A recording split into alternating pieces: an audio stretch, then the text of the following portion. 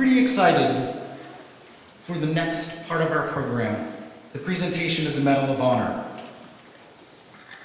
We come to the inaugural moment in the ceremony with the Medal of Honor as our first time presenting an award from the college. As a new tradition, the college will honor those who make significant achievements in the field of art, design, creativity, culture, education, and their communities. That's not me.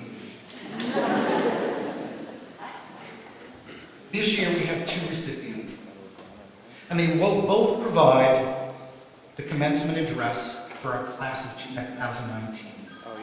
To the power of the ampersand. I would like now to formally introduce Ms. Audrey Carter, our Vice Chair of the Board, to present the candidates and read the citation for Pennsylvania College of Art and Design's Medal of Honor. Vice Chair Carter.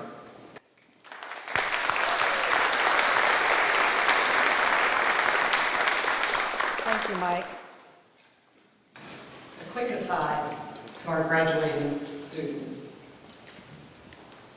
On behalf of the Board of Trustees of the Pennsylvania College of Art and Design, I want to offer each of you our most special congratulations. Your contributions to the college and to the community as students has been profound. And as soon-to-be alumni, we know your contributions to the world of art and design will continue to be exceptional. I know I speak on behalf of the entire Board of Trustees as we wish you well and look forward to watching each of your creative futures unfold. Your professional journeys begin today. Please remember that you are and always will be part of our family. Don't lose track of us, and we promise not to lose track of you. Ms. Barber, Mr. Barber, would you please come forward?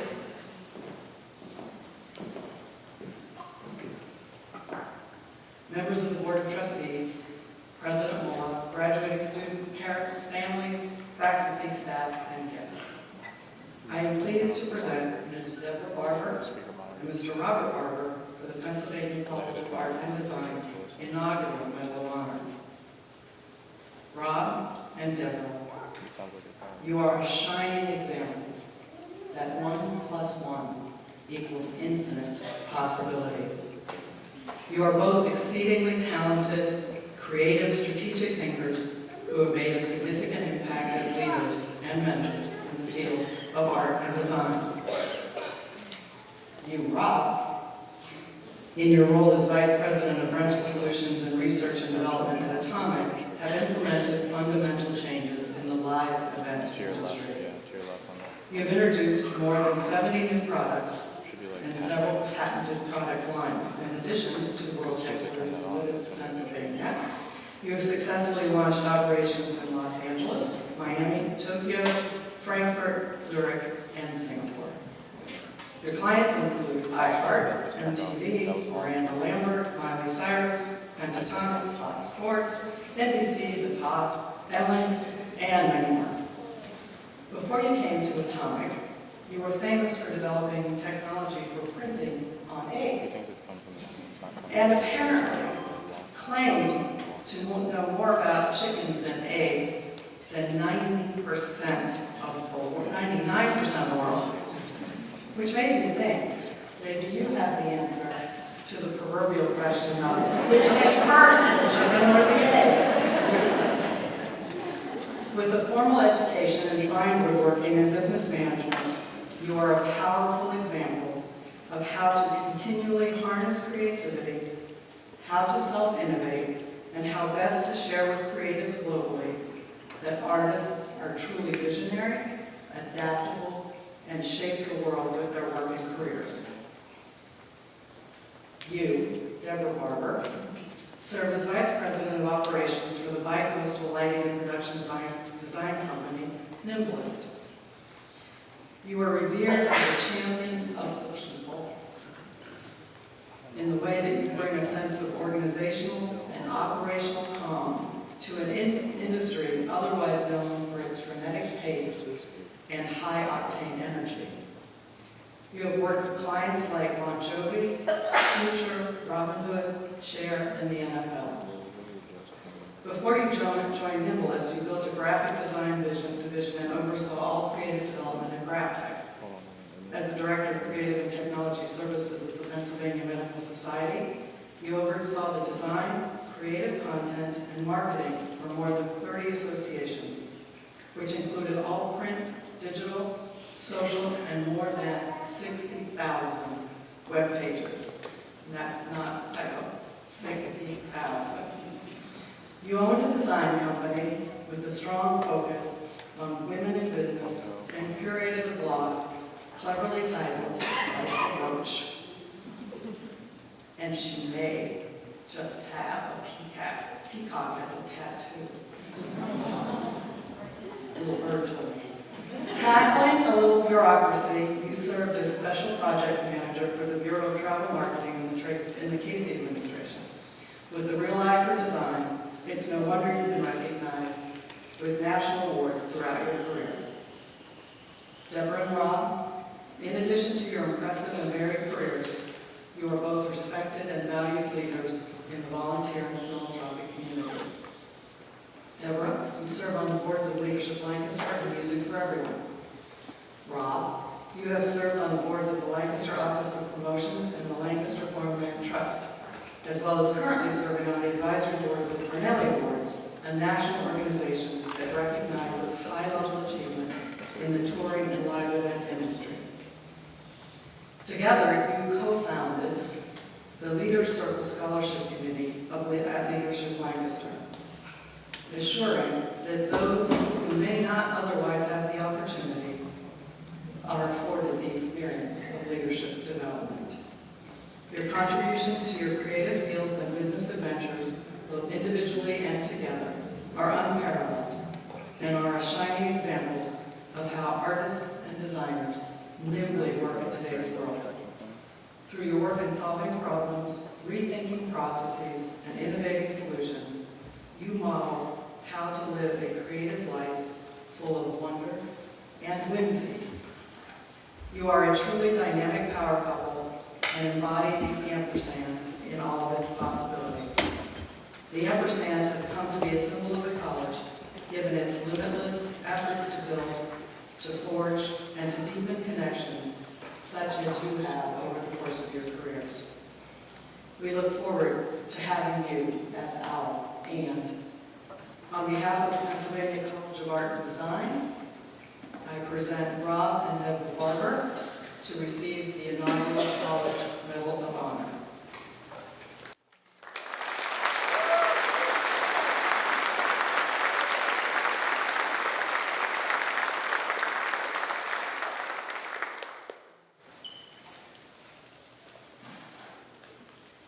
Rob and Deborah Barber, by the authority granted by me, by the Board of Trustees of the Pennsylvania College of Art and Design, and in recognition of your significant and innovative creative accomplishments, visionary entrepreneurship, remarkable mentorships, and outstanding leadership across the globe, I bestow upon both of you Pennsylvania College of Art and Design's Distinguished Award, the Medal of Honor, with all rights, privileges, distinctions hereunto appertaining. And in token of this, we present you with our Medal of Honor and our citation.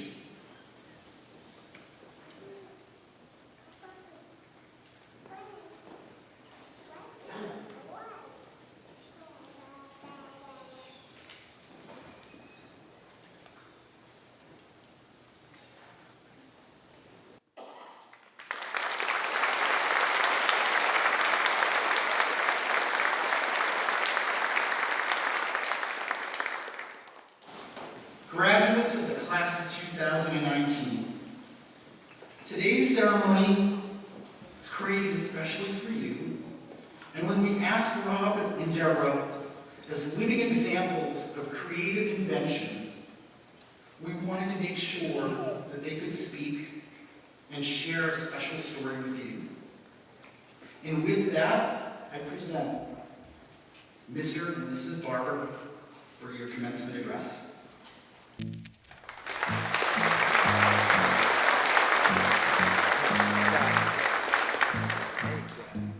Feel me? Yeah. Yes, every day that I wake up, I'm feeling blessed. Got some rest, and I slept, all I think about is success.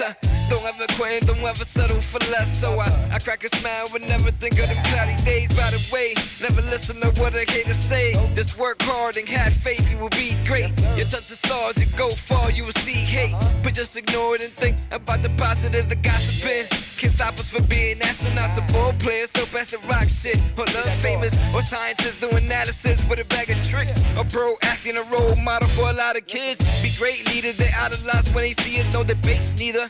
A doctor, you know you need them when we get fevers. Follow your dreams, a work for somebody who follow this shit. I'm going off of mine. For me alone I walk and only God knows the troubles and the tribulations I know. And I'm chasing my dreams and nothing ain't what it seems. Man, I have to make it by any means. Man, I have to make it by...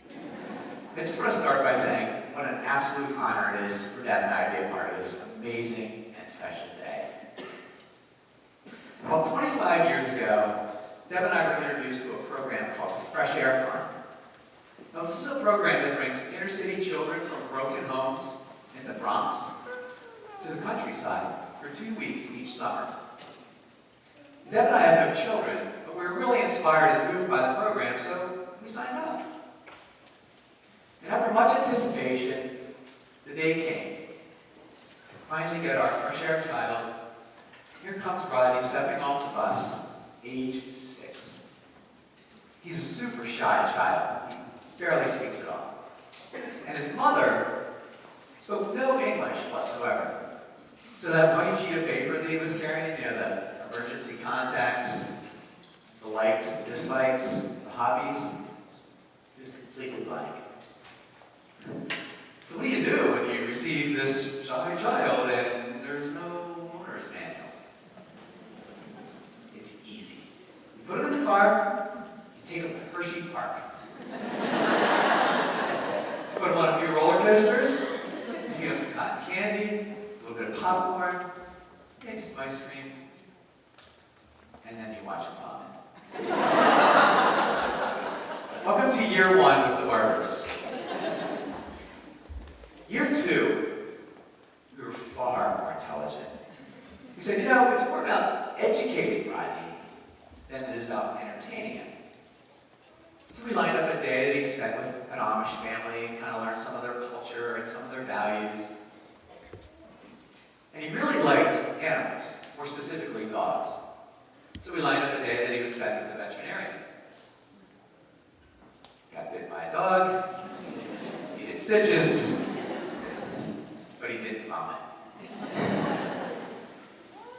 Year 3 is where we hit the sweet spot. We wanted to instill a few things in Rodney. So the first thing we wanted to kind of instill in him was community and the power and the reward that you can get from volunteering in your community, and how powerful that can be to accomplish a project as a team rather than something individually. And we also wanted to introduce him to art. All things art. Museums, galleries, outsider art, live performances, music, theater. And he was like a sponge. He just sucked it in. I mean, he had never experienced anything like this in his life. The floodgates were open. And we also wanted to instill in him that right or wrong, people are going to judge you for your efforts. And while it's really important to stand up for what you believe in, it's also important to bring yourself 100% every day. Rodney continued to visit every single summer until he was 14. And then Deb and I received a letter one day saying that he would no longer be attending. You see, his mother passed away. Well, Deb and I were frantic. How are we going to continue to be a part of his life? How will we stay involved? What if someone contacted us to adopt him? Could we? Should we? Things went the exact opposite. We lost all contact with Rodney. You see, every year we send a Christmas card and nothing. Every year a birthday card, no response. We sit and we wonder, does he remember us? Did we make a difference? Where's he live? Is he safe? Is he alive?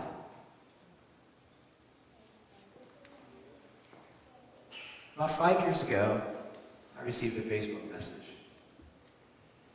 Are you the Rob Barber that helped raise me? Wow, what a flood of emotions. I mean, suddenly, this child, who had been gone for 10 years, was back in our life. And Deb and I were just overjoyed. He's 30 years old now. He texts, he emails, he visits on occasion. And he is, of all things, an aspiring artist. You see that music that we came on to? It was written by, sung by, rapped by, and produced by our shy 6-year-old child. I share that story as just a simple illustration of how impactful and how influential art can be in our lives. You see what art does? What you all do? Make people feel. So that community experience with Rodney was so important that Rob and I realized it would stay part of our lives moving forward. When we decided to move into the city, we started to look for ways to give back. And we looked for organizations that we could be involved with that were both art-inspired and creative. But before that, we had a new home to decorate. So, we were walking around one Friday. Out on a first Friday, I came across a small local gallery for emerging artists. We thought, sure, let's walk in, check it out. So we went in, and across the gallery, there it was. She hopes. The feeling and connection with that piece of art was instant for both Rob and I. And we knew, right there and there, that would be the first piece of art in our new home. So we talked with the artist, talked a little bit about the art, what it meant, and we explained to her where we lived, and talked to her about delivering the piece. Because for us, it was always very important that the artists see where their piece would live, understand the impact that it would have in our home. So delivery day came, she brought the art, and she and I got to talking, just getting to know each other a little bit. Different things that we were involved in. And she happened to be on the board of directors for an organization called Music for Everyone, or MFE. And at the time, this was an organization that I knew nothing about. So I said, please tell me about this. I was asking her a lot of questions about it. And she explained to me how this organization helps to raise funds to purchase instruments for schools and children who may not otherwise have them. And what a integral role they played in the community to keep music alive. So this is great. I like music. Rob likes music. We should create a fundraiser. Let's combine art and music. We'll raise money for MFE. And because we had just moved into a converted warehouse, I said, it's an interesting space. Let's throw that in, we'll host it. People will come, they will buy the art, they'll hear some great local music, and the proceeds will go to keep music in our community. Done. Wandering Warehouse was born. Year one was one band, one artist, and one floor. Years 2 and 3 brought all 4 floors of our building together for the event. We added the rooftop deck, and we added the garage.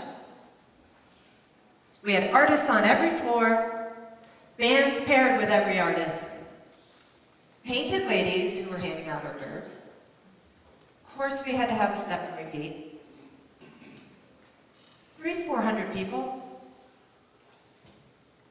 and occasionally the Lancaster Mounted Police. The experience would start the minute you hit our street.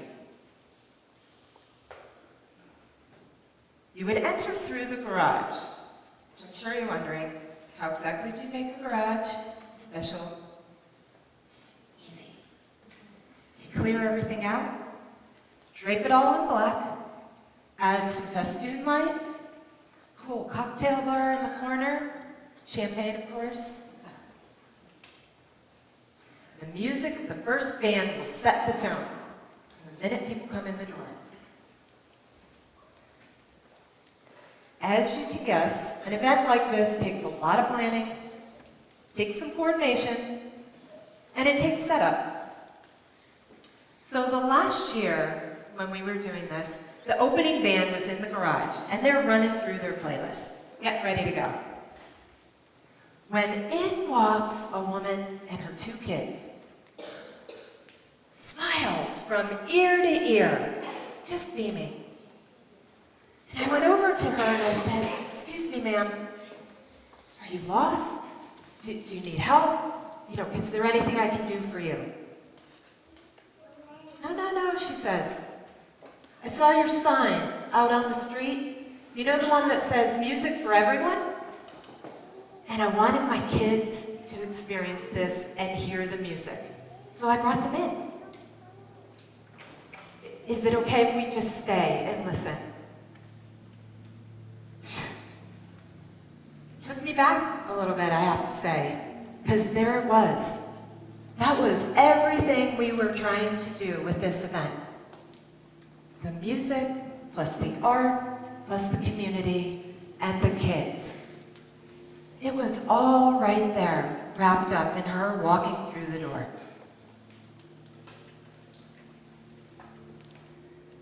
So graduates, you may not always get the opportunity to see how people experience your art. But when you do, please sit in that. Take it in. Enjoy your successes. Learn from your mistakes. But see the experience through someone else's eyes. It will make you a better creative. It'll make you a better human. Because you make people feel. Faculty, for years, poured your hearts and souls into these students, molding and shaping the clay, poking and prodding at their strengths, building upon their weaknesses. So we, Deb and I, want to selfishly say, as employers of creative talent, as residents of this amazing community, and as a couple that consumes art, thank you from the bottom of our hearts.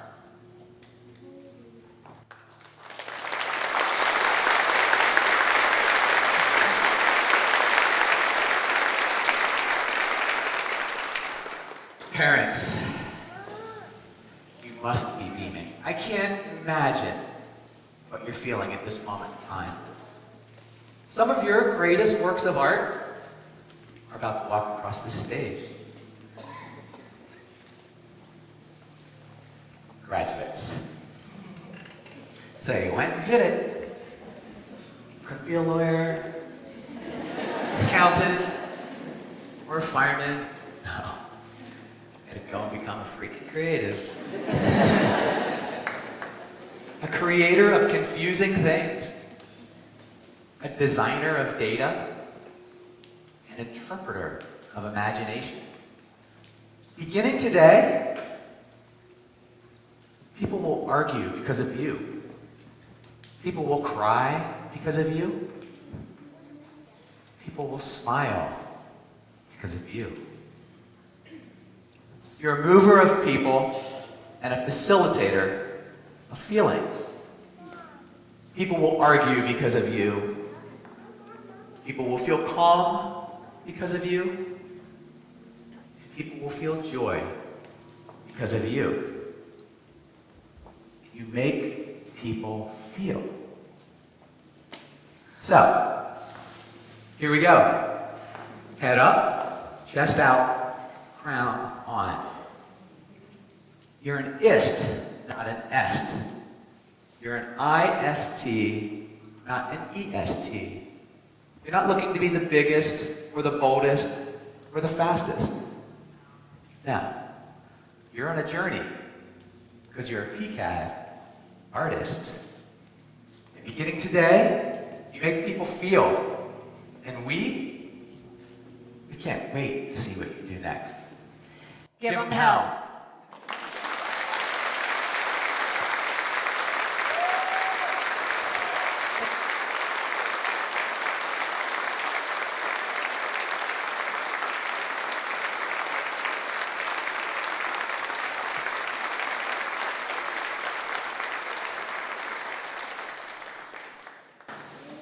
Wow. It's pretty powerful. And probably the most remarkable address I could imagine for our first commencement together.